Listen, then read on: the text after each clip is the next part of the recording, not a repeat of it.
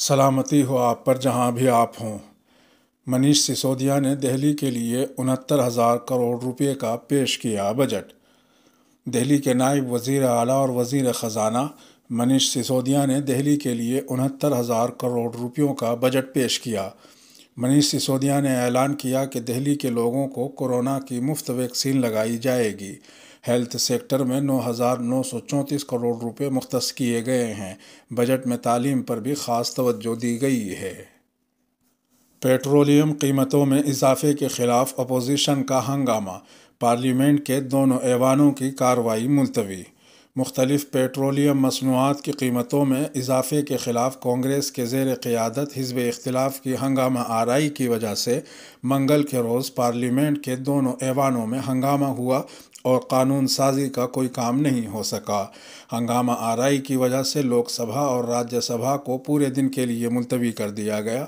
منگل کے روز دونوں ایوانوں کی کارروائی تقریباً 1 سال بعد اپنے معمول کے مطابق صبح 11 بجے شروع ہوئی اور دونوں ایوانوں کے ممبران اپنے اپنے ہالوں اور گیلریوں میں بیٹھ گئے۔ کام کے اوقات اور ممبروں کے بیٹھنے کے انتظامات میں تبدیلی کے باوجود دونوں ایوانوں میں وہی نظارہ دیکھا گیا جو کل دیکھا گیا تھا۔ کانگریس قائدین نے پیٹرولیم مصنوعات کی قیمتوں میں کمی کا مطالبہ کرتے ہوئے اسے 2013-14 کی سطح تک لانے کی تجویز پیش کی۔ لوک سبھا میں کانگریس کے ممبران اس نشست سے پہلے پیٹرولیم مصنوعات میں اضافے کے خلاف نعرے بازی کرتے ہوئے آئے تھے۔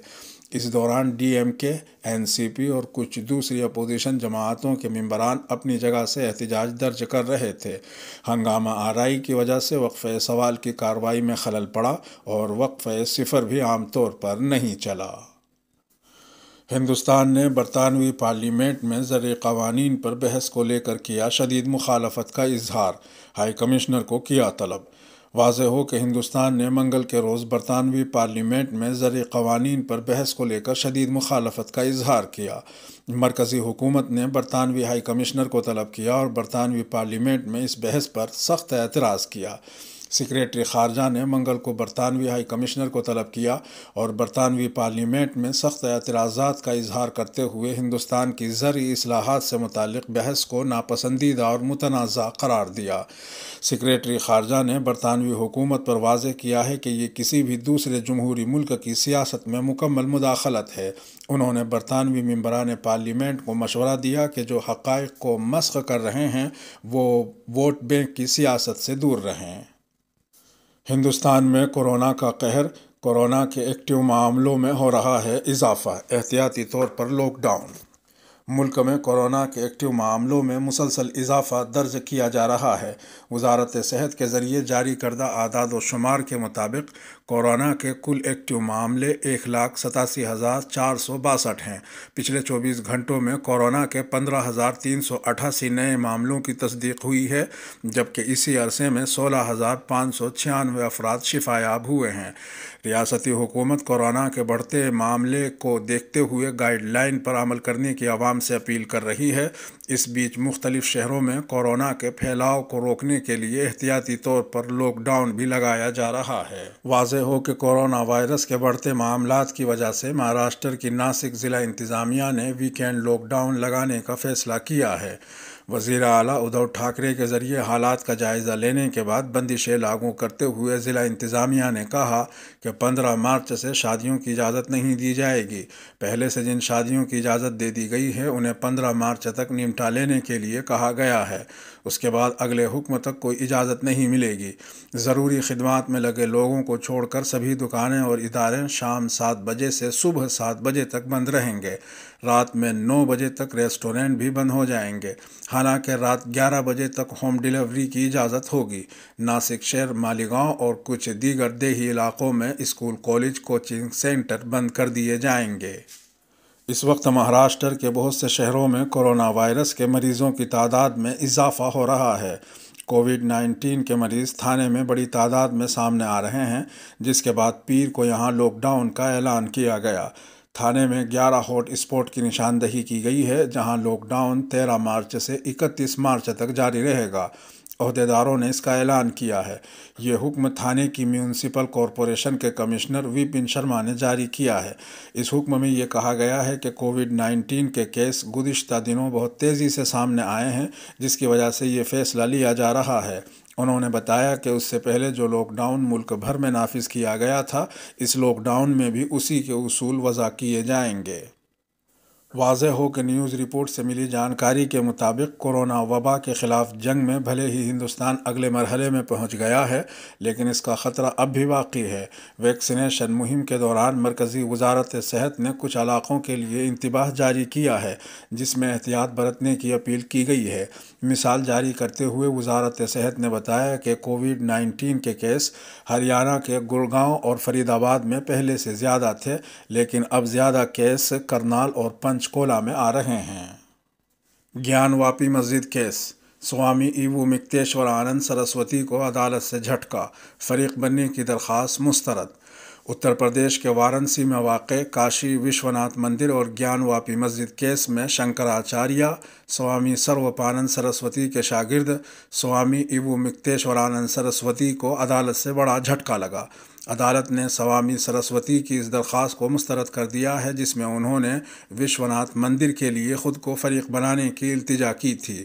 کئی تاریخوں تک بحث سننے اور اعتراضات کے مشاہدے کے بعد سول جج سینئر ڈویژن فاسٹ ٹریک عدالت نے ان کی درخواست خارج کر دی۔ دہلی بجٹ: دہلی کے ہر فرد کو ملے گا ہیلتھ کارڈ اور اولمپک کی میزبانی کا ہدف۔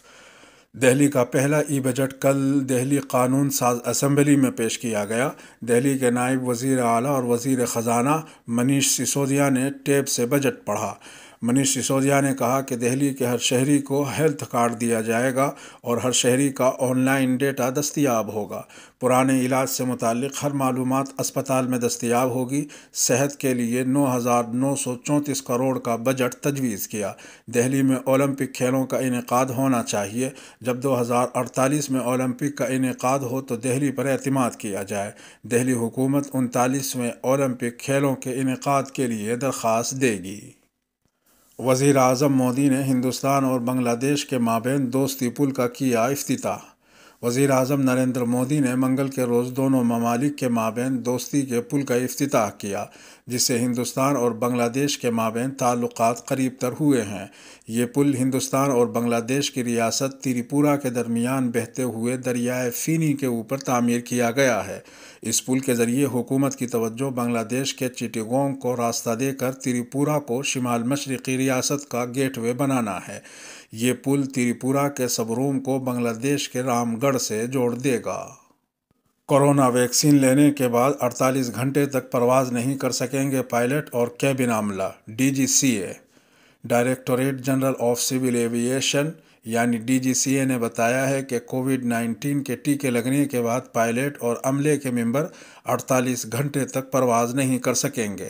ڈی جی سی اے نے ایک سرکولر میں کہا، ہوائی جہاز کے عملے، جن میں پائلٹ اور کیبن عملہ بھی شامل ہے، 48 گھنٹوں کے بعد علامات نہ ہونے کی صورت میں بلا روک ٹوک پرواز کی ڈیوٹی انجام دینے کے قابل ہیں۔ اگر ویکسینیشن کے 48 گھنٹوں کے بعد بھی کوئی علامت دیکھنے میں نہیں آتی ہے تو پھر فلائٹ خدمات کی اجازت ہوگی۔ مولانا ارشد مدنی مسلسل 7ویں مرتبہ جمعیت علماء ہند کے صدر منتخب۔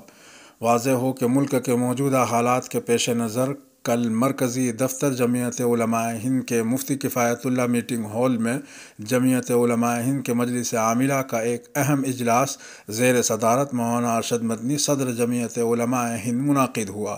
اجلاس میں ملک کے موجودہ اور قانون و انتظام کی بدتر صورتحال پر گہری تشویش کا اظہار کیا گیا اور ساتھ ہی دوسرے اہم ملی اور سماجی ایشوز پر، خاص کر تعلیم اور مسلمانوں کی تعلیمی پسماندگی پر تفصیل سے غور و خوض ہوا۔ اس اجلاس میں ممبران نے تمام مسائل پر کھل کر تبادلہ خیال کیا۔ ایجنڈے کے مطابق میٹنگ میں جمعیت علماء ہند کے آئندہ ٹرم کی صدارت کے لیے ریاستی جمعیتوں کی مجلس عاملہ کی سفارشات کا جائزہ لیا گیا۔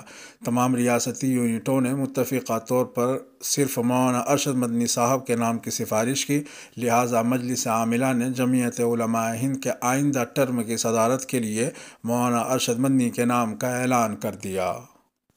کسان تحریک نے 10,000 سے زائد صنعتوں کو متاثر کیا۔ صرف جوتے کی صنعت کو 4,000 کروڑ کا نقصان۔ ٹکری بارڈر پر کسانوں کی تحریک کی وجہ سے بہادر گڑھ کے آس پاس 10,000 سے زیادہ صنعتیں بری طرح متاثر ہیں۔ اس کی وجہ سے بہادر گڑھ صنعتی ایسوسی ایشن کے لوگ کسانوں سے خود بات کر رہے ہیں اور سڑک کا ایک حصہ کھول رہے ہیں، لیکن ہزاروں فیکٹری مالکان حکومت اور انتظامیہ کے موقف سے ناراض ہیں۔ دہلی ہریانہ بارڈر کے بہادر گڑھ میں جوتے اور چپل بنانے کے لیے ایسی 1,000 سے زائد فیکٹریاں ہیں، لیکن پہلے کورونا اور اب دہلی ہریانہ کی بند سرحد نے کاروبار کو متاثر کیا ہے۔ ان میں سے ایک سچن اگروال کا کاروبار شدید طور پر گر گیا ہے۔ خام مال کی فراہمی میں خلل پڑنے کی وجہ سے فیکٹری میں 50% کام ہو رہا ہے، مال آنے میں پریشانی ہے۔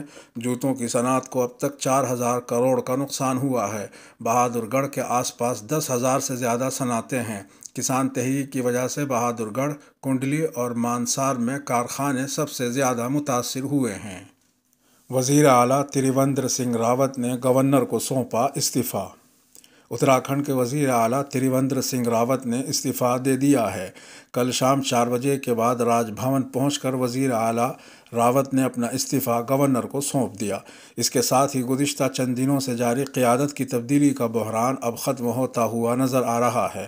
اسمبلی انتخابات سے 1 سال پہلے اچانک پیدا ہوئے اس بحران کے درمیان پہلی بار رکن اسمبلی بننے والے دھن سنگھ راوت ریاست کے اگلے وزیر اعلیٰ ہو سکتے ہیں۔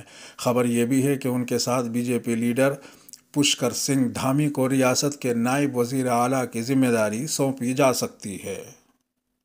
10ویں دن بھی پیٹرول اور ڈیزل کے دام مستحکم۔ بیرونی ممالک میں خام تیل میں تیزی کے باوجود گھریلو سطح پر پیٹرول اور ڈیزل کے دام میں کل مسلسل 10ویں دن استحکام رہا۔